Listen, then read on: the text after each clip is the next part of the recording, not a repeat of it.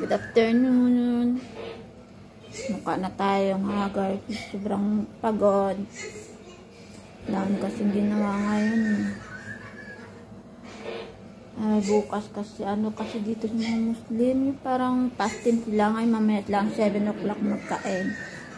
So ang dami kong, hindi naman maraming niluto. Ngayon magluluto ako kanina nakaluto na ako ng, ano tawag dito? Tawag dito ay full. Saka ngayon nagpapakulo lang ako ng pasta para sa ngayon ko ano gagawin dito. Ang tawag dito ay pink pasta. Saka naggawa na rin ako ng sorba. Yung sorba na parang soup. Ito siya, oh. Yan, yung ginawa namin kanina. Ngayon ito ay nagpapakulo ako ng pasta. So ito ay yung ginawa kong full.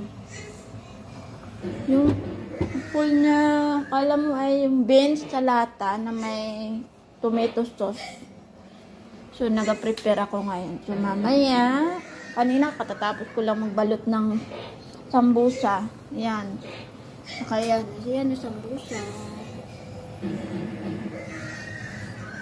Mamayang 6:30 piprituin ko na.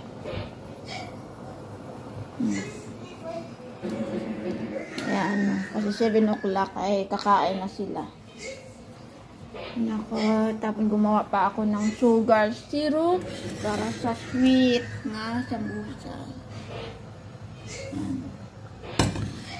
Pagod. Wala pa akong pahinga. Ang gagawin, nag-prepare na ako ng sibuyas. Nakapag-prepare na. Ayan na si sibuyas. Bawang. So, mamaya yung manok, hugasan ko na lang. Ay, ako, buhay. Yan lang muna. Bye-bye.